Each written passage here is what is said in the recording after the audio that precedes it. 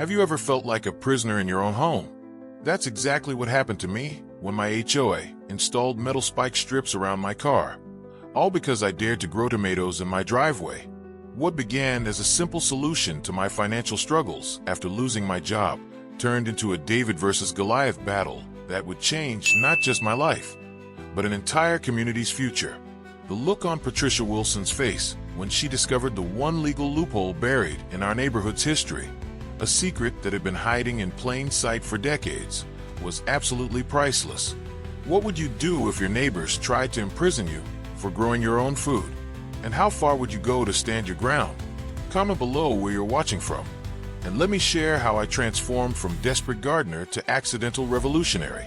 The police officer stared at the metal spike strips surrounding my car, scratching his head in disbelief. "And they did this because of vegetables?" he asked, his voice caught between confusion and outrage. "Tomatoes," I sighed, pointing to my neat driveway planters. "It started with tomatoes. Never thought growing food would make me a prisoner in my own home."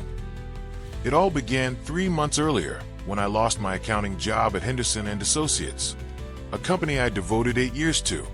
The pink slip came on a Tuesday, along with a final paycheck that wouldn't cover next month's mortgage. That night, I stared at the $200 grocery receipt while eating a $7 tomato salad, feeling the walls of financial anxiety closing in around me. That's when inspiration struck. The next day, I drove to Home Depot with my last bit of disposable income and bought 15 plastic planters, premium soil, and vegetable seedlings. My southern-facing driveway got 6 hours of perfect sunlight daily. Wasted space I could transform into a money-saving food source. Within a week, I had 2 neat rows of containers along both sides of my driveway with tomatoes, peppers, zucchini, and herbs. My first harvest saved me $43 compared to store prices. I felt a surge of pride watching little green tomatoes grow bigger each day. A small victory against my financial troubles. Some neighbors even stopped to chat, asking for gardening tips. Old Mr. Garcia from next door, a retired postal worker who'd lost his wife to cancer last year, brought me tomato cages he wasn't using anymore. "Reminds me of my childhood in New Mexico," he said, his weathered hands showing me how to properly stake the plants. My mother fed 7 children from a garden half this size. Then came the camera clicks. Patricia Wilson from across the street stood on her perfectly manicured lawn, taking photos of my driveway garden. Her blonde bob didn't move in the breeze as she snapped picture after picture, her tennis whites gleaming in the morning sun. "Beautiful day, isn't it?" I called out with a friendly wave. Patricia's smile was tight, her eyes hidden behind designer sunglasses. "Just documenting some concerns for the community meeting," she replied, turning sharply and walking away, her white tennis shoes spotless despite the recent rain. That evening, an email appeared in my inbox from Richard Thompson, president of Maple Creek Estates Homeowners Association. "Attention, homeowner at 476 Oakwood Drive. Residential properties must maintain aesthetic standards according to our community guidelines. Your driveway setup violates Code 15.3. Please remedy within 7 days." I immediately opened our HOA handbook, flipping through all 43 pages twice. Nothing specifically prohibited container gardens anywhere on properties. Section 15.3 only mentioned keeping driveways clear of long-term storage items. These weren't storage items, they were actively growing food. The next morning, I found a handwritten note taped to my mailbox. "Gardens belong in backyards, not where everyone has to see them. Concerned neighbor." The handwriting matched Patricia's flowing script from last year's Christmas card. When I took my trash out later, Patricia and Richard stood talking at the corner. Richard pointed toward my house, shaking his head. Patricia nodded eagerly. They both smiled when they saw me looking, not friendly smiles, but the kind predators give when spotting prey. 3 days later, a formal letter arrived citing my agricultural activities as inconsistent with our community's residential character. The letter threatened a $100 daily fine starting next week. My stomach knotted as I calculated my dwindling savings. This wasn't just about tomatoes anymore. This was war. That night, I researched HOA laws until 2 a.m., learning about reasonable restrictions versus overreach. I printed the county's definition of landscaping, which specifically mentioned container gardening as permitted in residential zones. The next day, I walked the neighborhood with my phone camera, documenting every rule violation I could find. Holiday decorations still up in April, unapproved lawn ornaments, basketball hoops, all technically against HOA rules, but mysteriously ignored. Only my garden seemed to matter. I drafted a response to Richard citing county regulations and pointing out selective enforcement. I kept my tone polite but firm. Before sending it, I knocked on Mr. Garcia's door for advice. "They're targeting you because Patricia wants to win the Neighborhood Beautification Award next month," he said, inviting me in for coffee. His small living room was filled with photos of his late wife Maria. Her view from her front window includes your driveway. She's been complaining about eyesores to anyone who will listen at her weekly bridge club. "But it's just vegetables," I said, accepting the steaming cup. "I need to save money right now." Mr. Garcia nodded, his eyes understanding. Richard always sides with Patricia. Her husband plays golf with him every Sunday at Oak Ridge Country Club. Those two families have controlled the HOA for nearly a decade. He leaned forward, lowering his voice as if Patricia might be listening. "But they've made enemies. The Johnsons moved out last year after being fined $2,500 for their daughter's wheelchair ramp being the wrong shade of beige. Their little girl has cerebral palsy." My blood boiled hearing this. I sent my response letter with copies of my research attached. 2 days of silence followed. Then early Saturday morning, the doorbell rang. Richard stood there in a polo shirt embroidered with the HOA logo, Patricia right behind him, clipboard in hand. "We've received your response," Richard said, not quite meeting my eyes. "The board has decided to schedule a special hearing about your situation." "This isn't personal," Patricia added, though her tight smile suggested otherwise. "We just care deeply about maintaining our community standards. Property values affect everyone." I noticed Patricia's phone partially hidden behind her purse, recording our conversation. "I understand caring about our community," I said calmly. "That's why I'm growing healthy food instead of letting my driveway sit empty. Nothing in our bylaws prohibits container gardens." Richard's face reddened. "The board interprets the rules, not individual homeowners. The hearing is Tuesday at 7 p.m. As they walked away, I heard Patricia whisper, "I told you they wouldn't cooperate." That afternoon, I found 5 neighbors with notes on their doors about minor violations, all people who had stopped to admire my garden. Someone was sending a message. I stayed up late again researching my rights and discovered something that made me sit up straight. Our county had a little-known Grow Your Own initiative that protected home food production. Could this help me? As I dug deeper into county records, I had no idea just how far Patricia and Richard would go to win this fight. "Did you really think they'd just accept a vegetable garden in our neighborhood?" my sister asked over the phone. I was sending her videos of my destroyed planters, dirt and young plants scattered across my driveway. "You won't believe what happened," I told her, my voice shaking. "I went to buy groceries for just an hour and came back to this." The security camera I'd installed after finding the note on my mailbox had caught everything. Patricia's son Tyler and 2 other teenagers had ridden their bikes down my driveway, deliberately kicking over 2 large planters of tomatoes and peppers. On the video, you could clearly hear Tyler say, "Mom says these need to go." The boys laughed as soil and broken plants spilled everywhere. I was still cleaning up the mess when a police car pulled up. Officer Martinez stepped out, looking uncomfortable. "Someone reported suspicious activity at this address," he said. "A complaint about illegal farming?" I showed him my container garden and explained the situation. He sighed, running a hand through his salt and pepper hair. "HOA disputes are civil matters, but destruction of property is different." He watched my security footage and took notes. "Those kids definitely knocked over your planters on purpose. Would you like to press charges for vandalism?" I hesitated. Escalating things might make everything worse. "Not yet," I said, "but I'd like this documented." After he left, I walked across the street and rang Patricia's doorbell. She answered wearing gardening gloves, though her perfect lawn showed no signs of actual gardening. Her immaculate French manicure peeked through the fingertips of her gloves. "I have video of Tyler destroying my plants," I said calmly. "Officer Martinez has seen it too." Patricia's face flushed, but her expression remained cold. "Those plants are an eyesore and attracting pests to the neighborhood," she snapped. "The HOA board has already discussed your situation. Destroying property isn't the answer," I replied. "And there are no pests, just healthy plants and clean containers.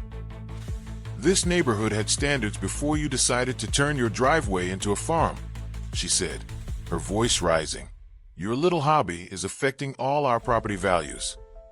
As I turned to leave, she added, "You should check your mail. The board voted yesterday." Sure enough, when I checked my mailbox, I found a certified letter stating I had 72 hours to remove all agricultural implements from my driveway or face a $100 daily fine. The letter was signed by all 5 board members, including Richard's wife Susan, who I'd never even met. The next morning, while watering my remaining plants, I noticed several neighbors standing in their driveways looking upset. Dave from 3 houses down walked over, waving a piece of paper. "Did you get one of these too?" he asked, showing me a violation notice for his basketball hoop, which had been there for 4 years without complaint. "They're targeting anyone who's been friendly with me," I realized aloud. "Thompson's been fining people for years over ridiculous things," Dave said, shaking his head. "My disabled mother couldn't paint her ramp the approved beige fast enough last year, and he fined her $200. By noon, I counted 5 neighbors with sudden violation notices, all for items that had been ignored for months or years. A bird feeder, a decorative gnome, wind chimes, a little free library box. "This is about your garden," said Sophia from next door, her notice citing unapproved landscaping for flowers she'd planted 2 summers ago. "Patricia's been bragging at book club about cleaning up the neighborhood, starting with your farm problem." I invited everyone over that evening. To my surprise, 8 neighbors showed up, each with stories about Richard and Patricia's selective enforcement of rules. "They only care about rules when it benefits them," said James, who had lived in the neighborhood for 20 years. "Richard built a shed 2 feet larger than allowed, but the board granted him a special exception. And Patricia's koi pond required a variance," added Sophia, "which was approved in record time, while my fountain request was denied 3 times. We agreed to attend the next HOA meeting together and challenge the board's tactics. Strength in numbers seemed like our best strategy. When everyone left, I researched selective enforcement of HOA rules and documented every inconsistency in our neighborhood with photos and dates. I was building a case. The next morning, a landscaping truck parked in front of my house. 2 men in uniforms approached my door. "HOA sent us to remove unauthorized plantings," the taller one said, handing me a work order signed by Richard. "You don't have permission to touch anything on my property," I replied firmly. "Please leave now." They looked at each other uncertainly. "We were told the homeowner had been notified," the second man said. "I've received notices, but I'm contesting them as selective enforcement," I explained. "If you remove anything without my permission, it's destruction of private property." They eventually left, but an hour later, I received an email from Richard. "Your refusal to comply leaves us no choice but to pursue all available remedies." That afternoon, while working from home, I noticed Patricia leading 3 women on a tour of the neighborhood. When they reached my house, Patricia pointed dramatically at my driveway garden, and the women shook their heads in apparent disgust. That evening, another certified letter arrived, this time a formal cease and desist threatening legal action if my agricultural activities weren't terminated within 48 hours. I called the county housing authority immediately and spoke with a clerk named Marcus. "HOAs have power, but they're not above the law," Marcus explained, his voice sympathetic. "I suggest you check if your subdivision has any agricultural heritage protections in its original plan." "Agricultural heritage?" I asked, confused. "Many developments here were built on former farmland," Marcus explained. "Some have special clauses protecting residents' rights to grow food, usually in the original covenants." I thanked him and immediately drove to the county records office, reaching it just before closing time. The clerk, an older woman named Gladys, with reading glasses hanging from a beaded chain, helped me locate my subdivision's original documents from 1992. Flipping through dusty pages, my heart raced when I found Section 8. In accordance with County Agricultural Heritage Protection Act, homeowners retain the right to cultivate food-producing plants on their property provided such cultivation does not create hazardous conditions. I took photos of every page with my phone, my hands shaking with excitement. This could change everything.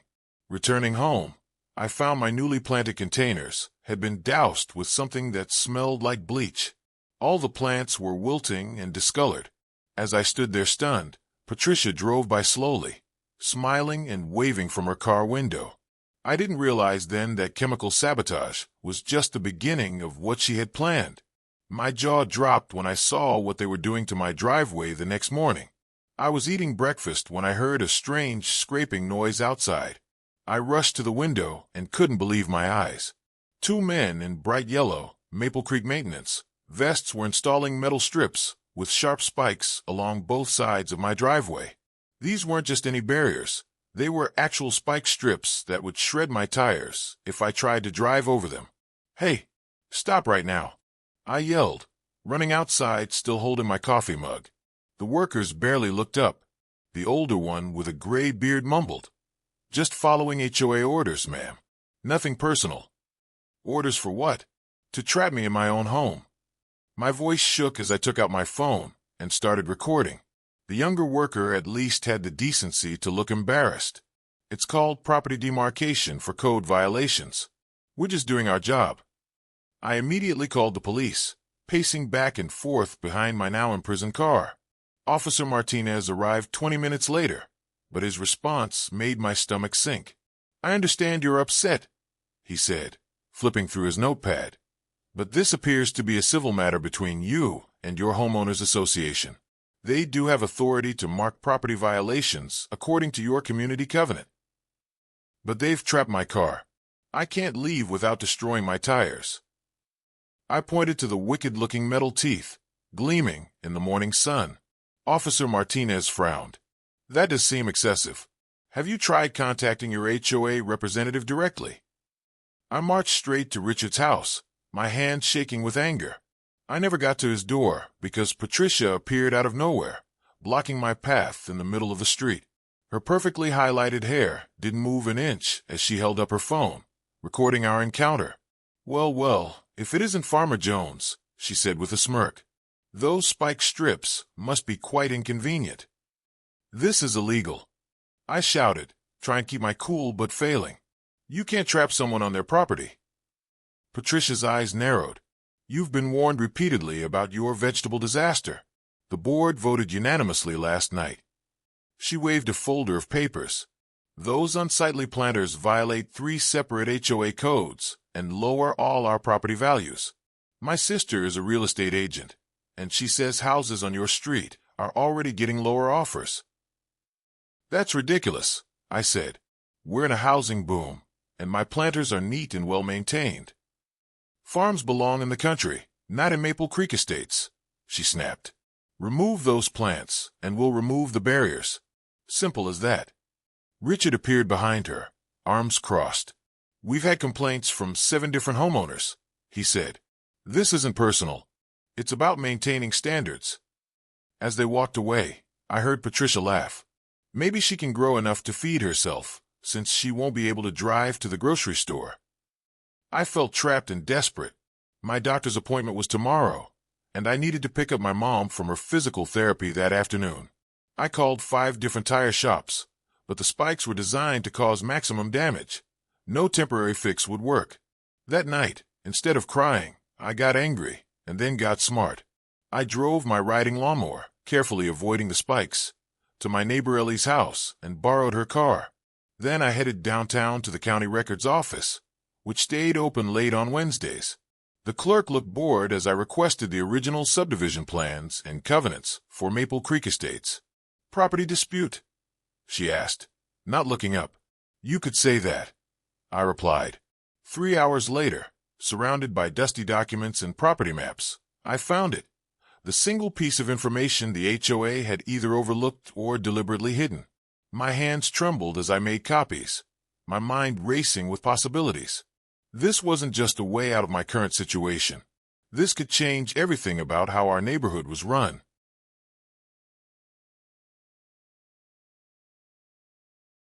I drove home in Ellie's car. Lightning flashed across the sky, illuminating the spiked strips that surrounded my driveway.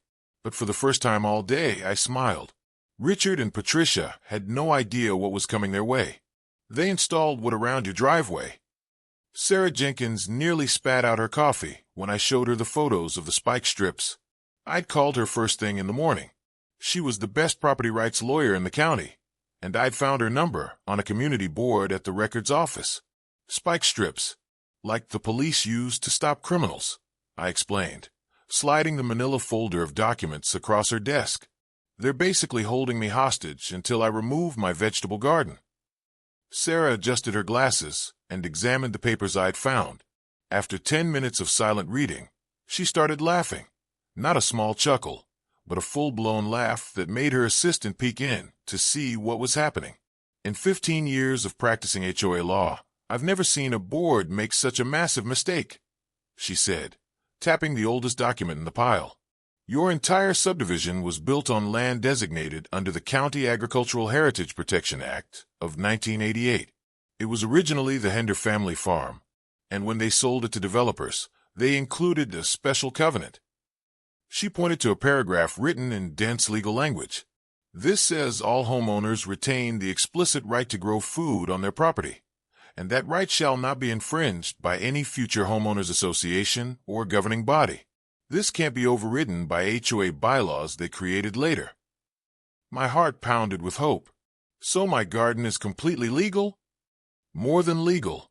It's specially protected, Sarah said, already typing on her computer. And those spike strips? That's unlawful detainment, possibly even criminal. We're filing an emergency injunction right now. By noon, the paperwork was submitted to the county court. Sarah suggested I document everything, so I posted a single photo of the spike strips on my neighborhood social media group with a simple caption. Is this how HOAs should solve disputes about vegetable gardens? The post exploded. By 3 o'clock, a reporter from Channel 7 News knocked on my door, followed by 2 more news vans.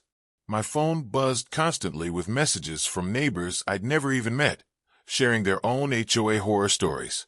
We're live at Maple Creek Estates, where a homeowner claims the HOA installed dangerous spike strips around her car, all because she grew tomatoes and decorative planters, the reporter announced into the camera on my front lawn. I was explaining the situation when a black SUV screeched to a halt across the street. Patricia practically flew out the passenger door with Richard right behind her, both looking like they'd swallowed lemons. Turn those cameras off, Richard shouted, storming across my lawn. This is a private neighborhood matter. The reporter, sensing drama, signaled her cameraman to keep rolling.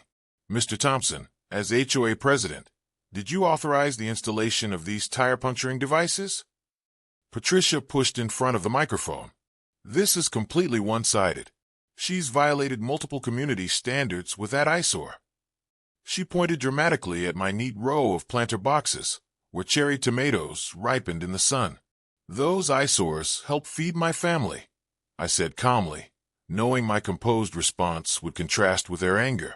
And nothing in the HOA guidelines prohibits container gardens. The cameras followed as Patricia and Richard retreated, then marched up my walkway once the news crew left for their next appointment. Patricia's perfectly manicured nail jabbed toward my face. You're making us look like monsters on social media, she hissed, her face flushed. You installed spike strips around my car, I reminded her evenly. How would you describe that? Richard stepped forward, lowering his voice to sound reasonable. Look, we can resolve this quietly. Remove your garden. We'll remove the strips and forget the violations. No lawyers, no media circus. I took a deep breath and pulled out the copy Sarah had prepared. I have a counteroffer, I replied, handing them the agricultural heritage documents. Remove the strips immediately, or I continue with my lawsuit, which now includes false imprisonment, harassment, and violation of protected agricultural rights. Their faces transformed as they read. First confusion, then disbelief, and finally the dawning realization of their massive mistake. But instead of backing down, Richard's face hardened. He snatched the papers and tore them in half. "We'll see what our lawyers say about your little farm loophole. The HOA has a $300,000 legal defense fund, and we're not afraid to use it. Do you have that kind of money?" As they stormed off, my phone buzzed with a text from Sarah. "Judge Watkins is reviewing our emergency motion right now. Stay strong." I tried to focus on watering my plants that evening, but worry gnawed at me. What if the judge sided with the HOA? What if Richard was right about their legal fund outlasting my savings? At 2:17 a.m., my security camera's alert woke me up. The motion-activated floodlights revealed a figure hunched by my garden, Patricia's husband Tom, wearing a dark hoodie despite the warm night, garden shears glinting in his hands. On my phone screen, I watched in disbelief as he systematically cut through every irrigation line connecting my self-watering system, then slashed the soil bags I'd stored for next season.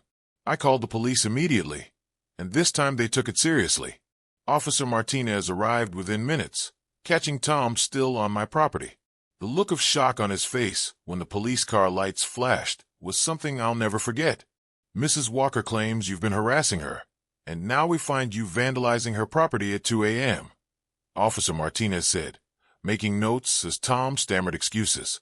"My husband was just checking for her. Rats around her garden," Patricia insisted, having rushed over in her silk bathrobe. "Those vegetable plants attract vermin." Officer Martinez picked up the garden shears. "With these, ma'am, we have the whole incident on security video." As Tom was escorted to the police car for questioning, I noticed several neighbors watching from their windows. Dave from down the street gave me a thumbs up. Ellie waved encouragingly. For the first time, I realized I wasn't fighting this battle alone anymore. My phone chimed with an email from Sarah. "Emergency hearing scheduled for 9 a.m. tomorrow. We've got them cornered." As dawn broke over my imprisoned car and damaged garden, I felt strangely calm. The HOA had seriously underestimated who they were dealing with. Tomorrow would change everything, not just for me, but for our entire community. The courtroom fell silent as Judge Watkins entered, her stern expression giving nothing away. My stomach twisted into knots when I spotted Richard and Patricia sitting confidently with their attorney, a sleek man in an expensive suit who kept whispering in Richard's ear. They had 3 people on their side of the room. I was surprised to see over 20 of my neighbors had shown up to support me, filling the benches behind Sarah and me. Mr. Garcia sat in the front row, his weathered hands clutching a small photo album, proof of gardens that had existed in our neighborhood for decades. "Before we begin," Judge Watkins said, adjusting her glasses, "I want to make something very clear. I reviewed the evidence until midnight, and I am deeply troubled by what I've seen." Richard's attorney stood up smoothly. "Your Honor, if I may." "You may not." Judge Watkins cut him off. "Mr. Parker, I've read your brief. Now I want to see these spike strips for myself." The courtroom screen lit up with my photos and video. Several people gasped at the images of the metal teeth surrounding my driveway. "Mr. Thompson," the judge addressed Richard directly, "as HOA president, did you authorize these devices to be installed?" Richard stood, straightening his tie. "Yes, Your Honor, but they were simply property markers to indicate a violation zone, not meant to. They are designed to puncture tires." Judge Watkins interrupted. "The maintenance company's invoice specifically lists them as vehicle deterrent spike systems. Did you or did you not intend to prevent Ms. Walker from using her vehicle?" When Richard hesitated, Patricia jumped up. "She was breaking the rules. We gave her multiple warnings about that garden." The judge's gavel banged sharply. "Mrs. Davis, you are not recognized to speak. Please sit down." Sarah presented the agricultural heritage documents next, explaining how they predated and superseded any HOA regulations. Richard's lawyer argued that modern community standards should take precedence, but his voice faltered when Judge Watkins held up the original covenant. "This language is crystal clear," she said. "The right to grow food on one's property is explicitly protected. Furthermore, There's nothing in the current HOA guidelines that specifically prohibits container gardening. Then came the security footage from last night. Tom Davis cutting my irrigation lines at 2:17 a.m. Patricia's face turned crimson as her husband's actions played on the screens. Mr. Davis has already been charged with criminal vandalism. Officer Martinez testified. He admitted Mrs. Davis asked him to do something about the garden situation. After just 40 minutes of arguments, Judge Watkins delivered her ruling. The court finds in favor of the plaintiff, she announced. The Maple Creek Estates HOA actions constitute unlawful detainment, harassment, and violation of protected property rights. Her voice hardened. Installing physical barriers preventing a homeowner from using their vehicle is particularly troubling. This court doesn't look kindly on vigilante enforcement tactics. My eyes filled with tears as she continued. The HOA is ordered to remove the spike strips immediately, within the hour. They will pay damages of $15,000, reimburse all legal fees, and repair all vandalized garden equipment. She looked directly at Richard. Additionally, I am mandating new HOA board elections within 30 days, supervised by a court-appointed observer. Richard's face went from red to white. Patricia buried her face in her hands. Your Honor, Richard's attorney began, we intend to appeal. That is your right. Judge Watkins nodded. However, the removal order and election requirement will not be stayed during any appeal. And Mr. Thompson, Mrs. Davis, if there is any further harassment of Ms. Walker, this court will not hesitate to find you in contempt. Are we clear? They nodded silently. As we left the courtroom, Sarah squeezed my arm. This is a bigger win than you might realize. This case creates a precedent for thousands of homeowners in similar situations. When I turned onto my street that afternoon, I couldn't believe my eyes. A crowd had gathered outside my house, and at first, I feared the worst. Had Patricia organized some kind of protest? But as I got closer, I realized they were my neighbors, cheering and clapping. The maintenance crew was already removing the spike strips under Officer Martinez's watchful eye. Dave from down the block approached my car window. We watched the hearing on the court's live stream. He grinned. You stood up for all of us.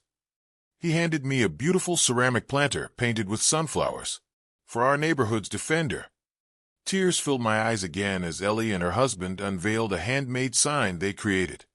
Maple Creek Community Gardens, growing together.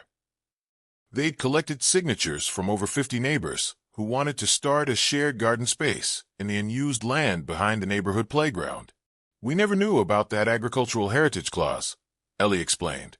It applies to the whole subdivision, not just your property.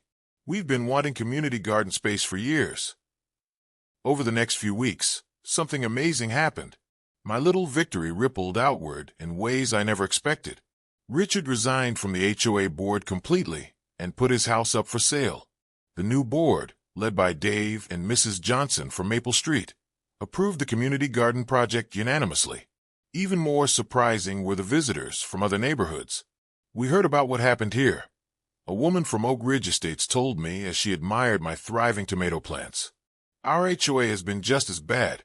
Can you tell us how you found that original covenant? I expanded my own garden, adding a small sign. Community harvest, take what you need. The children from the neighborhood started stopping by after school, curious about how food grows. Mrs. Gonzalez, who had initially signed Patricia's complaint petition, sheepishly asked for gardening tips when her granddaughter became fascinated with my strawberry plants. I was wrong, she admitted, watching her granddaughter carefully water the seedlings I'd given them. Patricia kept saying these plants would bring down our property values, but my daughter's family is now considering moving here because of the community garden. Patricia still lives across the street, but now crosses to the other side when she sees me coming. Tom completed his community service hours by, ironically, helping build raised beds for the new community garden space. He turned out to be quite skilled at carpentry when not sneaking around cutting irrigation lines. The biggest surprise came 3 months later. I was invited to speak at the County Planning Commission about urban agriculture rights. 3 nearby HOA communities wanted help establishing their own community garden spaces, inspired by our story. Your case has become something of a legend, the commissioner told me. People are demanding to know what rights they actually have under these restrictive HOAs. This morning, as I harvested the last tomatoes of the season from my driveway plants, I noticed faint marks still visible on the concrete where the spike strips had been. I couldn't help but smile. They're a reminder that standing up for what's right can change more than just your own situation. My phone chimed with a text from Sarah. Guess what? State legislature just introduced the Homeowner Food Freedom Act, and they mentioned your case by name. I looked at my flourishing garden, then at the community garden beyond, where neighbors work together among rows of vegetables and flowers. Sometimes the most beautiful harvests aren't the ones you can eat, but the connections and changes that grow from standing your ground. And it all started because one small garden made Patricia Davis so angry she couldn't see past her own rule book long enough to check the actual law. As my grandfather used to say, before you dig up someone else's garden, make sure you know whose land you're standing on.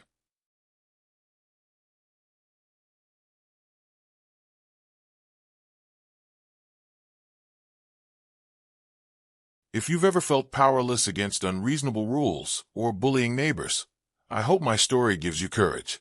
Remember, knowledge truly is power. Those dusty documents I found changed everything. Have you experienced HOA overreach or neighborhood bullying? Share your story in the comments below. Your experience might help someone else stand their ground. Hit that like button if you believe in the right to grow your own food. And subscribe to hear more stories about ordinary people finding extraordinary solutions to life's challenges. I'm working on a guide for homeowners about hidden property rights and how to research your own neighborhood's history. If you'd like to receive it when it's ready, drop a yes in the comments. And please share this video with anyone dealing with HOA issues. They might discover they have more rights than they realize. Remember, sometimes the seeds of change are planted in the most unexpected places, even in a driveway tomato garden surrounded by spike strips. Until next time, keep growing,